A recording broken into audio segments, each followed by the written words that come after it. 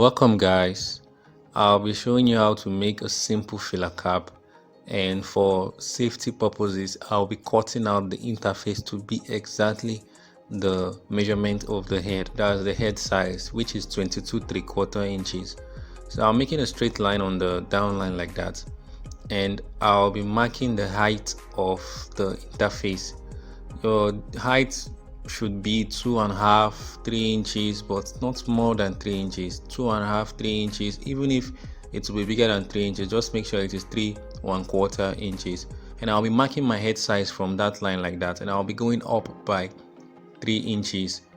So I'll come up on the other side too by 3 inches, and I'll be joining both points.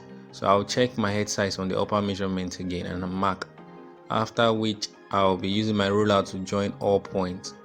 So the exact size of my head is what I just finished marking. That is, I created a rectangle of exactly 3 by 22 3/4 inches. So I'm also marking 3 inches on different positions, and I'll be joining with a straight line from the beginning till the end. And after marking, I'll cut out what I just finished marking. But after marking, we are not just going to cut it out like that. We are going to add excesses for sewing allowance. Only this time you are not sewing, you are joining. So let's just say our joining allowance. So I'll be marking 1/2 inch after that point, and that would be our joining allowance. So on that 1/2 inch mark, I'll make a straight line, and I'll use my pressing iron to join on that line. But before then, I'll cut it out.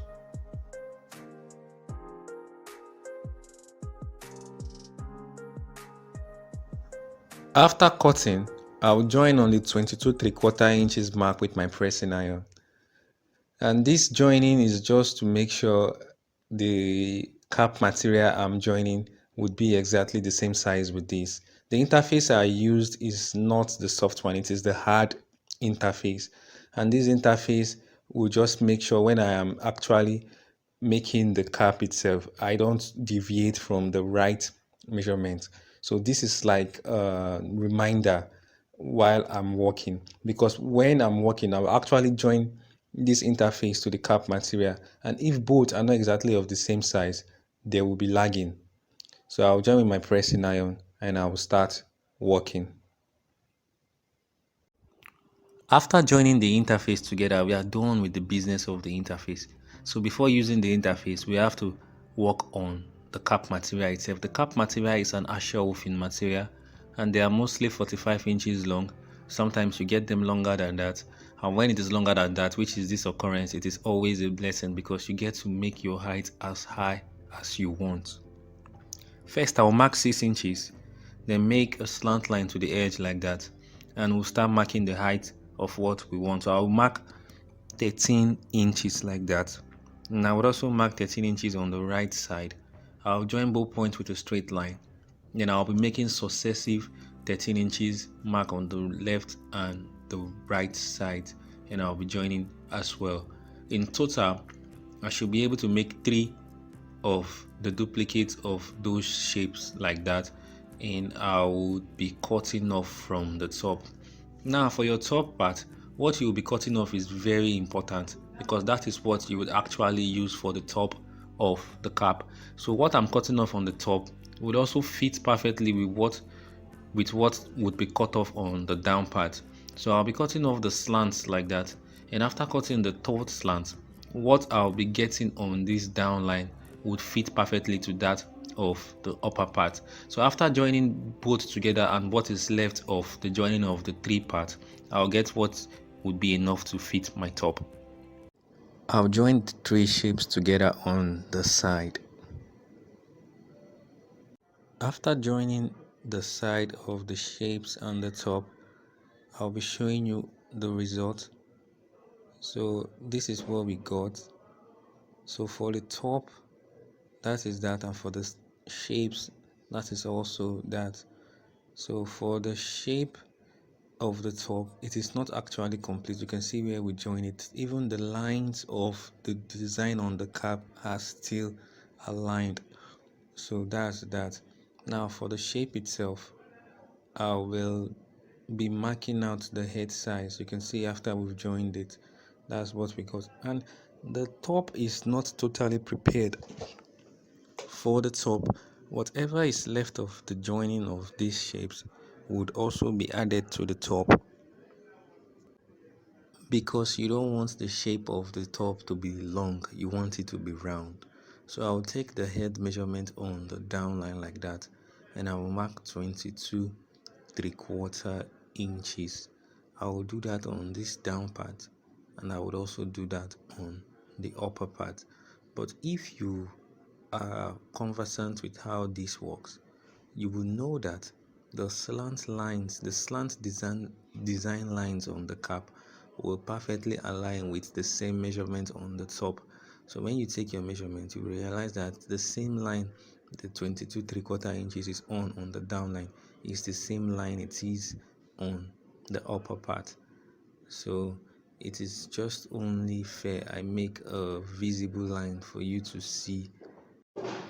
I'll make a line from the 22 3/4 inches on the down part to the 22 3/4 inches on the top, and after making that line, I'll be joining both sides to meet on that line, and I'll be sewing on the edge as well.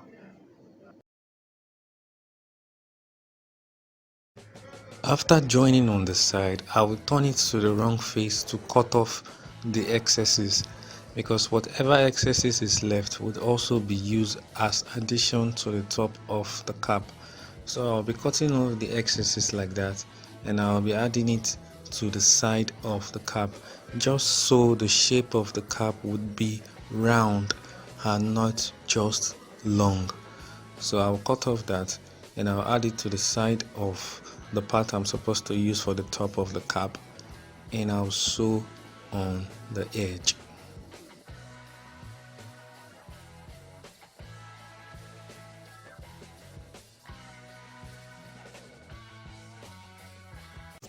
On joining that on the side, we've succeeded in creating the top. So that's the joining. We've succeeded in creating what would be used for the top and also the body of the cap. So this is the body of the cap, and the first thing I'll be doing will be to show you how the interface is supposed to fit in perfectly to the body of the cap. So because if it doesn't fit, there will be problem. So it has to fit. So when it fits like that, we'll go straight to the working, and the first part of the working would be to add our inner piece like that. So for the inner piece, you just have to cut it to make sure it is longer than the body of the cap. Don't ever cut it to be exactly the same size, because it might disappoint you. The longer the better. The wider the better. The wider the better. So just make sure it is wider than the body of the cap. Then after cutting, you join. So you just make sure it is wider like that, then you cut. So after cutting, you join together like that. So after joining together, you will now join the down line. On sewing the inner piece together and also attaching it to the down line, that means we've successfully attached the inner piece to the cap material. So I'll be bringing it outwards, and I will also be taking it inwards. I'll be doing all this before I go straight to the process of attaching the interface to this body of work. The next on the menu is to add interface to the body of work. So I'll be putting the interface in between the inner piece and the cap material itself. So I'll just try to squeeze it in like that. So I'll make sure the interface gets to the down line of the body of work. So I'll just use my hands to arrange things like that, and I will do that all through. And while sewing, I would also make sure the interface touches the downline of this body of work as well.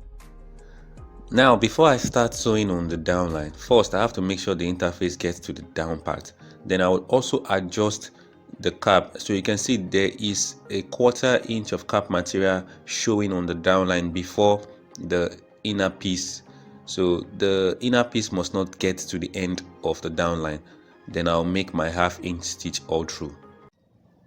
On making that half-inch stitch, we've succeeded in attaching the interface, that is the hard stay, to the body of work.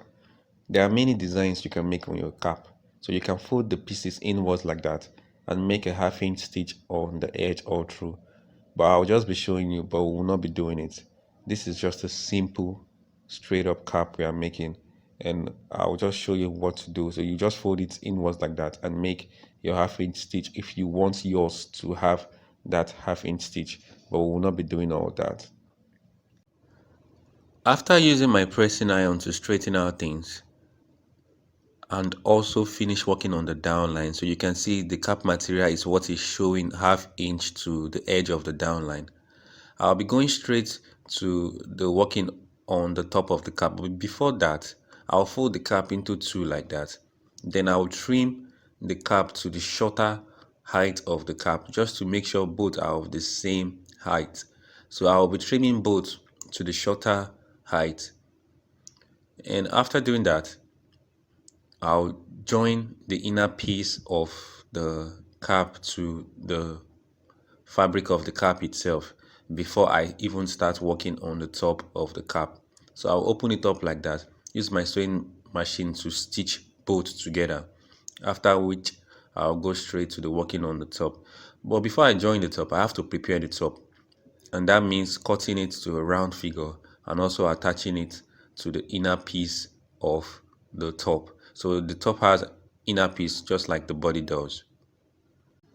Before joining the top to the body, the first thing I will do is to join the inner piece of the cap to the body of the cap on the top edge of the cap.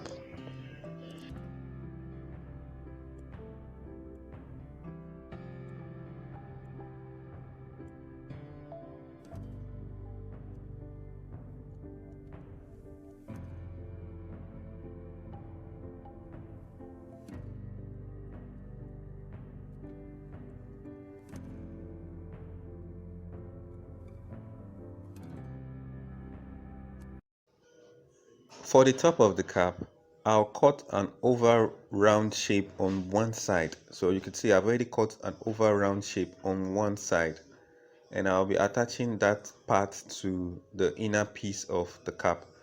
I only cut the round shape on one side, and I'll be attaching that to the inner piece of the cap. So I'll sew round, then I'll make a random stitch all through again just to hold the inner piece to the cap material itself. So I'll just make a round stitch like that, and that is just for holding it down, nothing else. So after doing that, I'll trim off the excesses of the inner piece of the cap. So like I said earlier, I only cut the round shape on one part, so you can see it yourself. I only cut the round shape on one part, and this is because I don't want to be too guessy when I'm working, so I'm just trying to be sure. So after that, I'll use that round part to cut the other part of the round part, and this is me just being careful. So when you check the measurement, you will see that what we got is 13, and 13 times 2 is 26 inches. Why the size of the cap itself, it's not even up to 23. So I'm just being careful, and that is how you make sure you don't make mistakes when you are working on your cap, because it could be very dicey, so you have to be very careful. So I will now cut to this 26 size, knowing that there is no way I join the top to the cap that the top would be smaller than the body of the cap. Just to be sure, I will check again for you to see the exact size, and it should be way bigger than the circumference of the body of the cap. So I'll cut knowing that this is bigger. And when I'm joining as well, I will also follow the same process. I will join just by half. After joining by half, I will be able to tell what to pin down to join on the other side as well. So I will notch the half point on one side, notch the half point on the other side as well. And those half points would be what I will be joining, because the cap body already has a gator after I finish pressing it. So I'll be placing those notched points on the gator lines like that. So I'll turn it outwards. That is the only way you can join your cap all through without encountering problems. So that gator line will be actually joined to the notched part of the top of the cap. So I'll just place both side by side like that. And like I said, I'll only be making a half round stitch. That is what you call diameter, like the line that divides the cycle into two.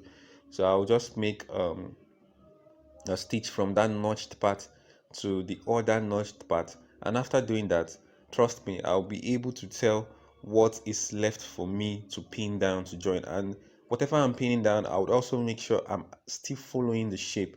So I'll be sewing from that notched part to the other notched part right now.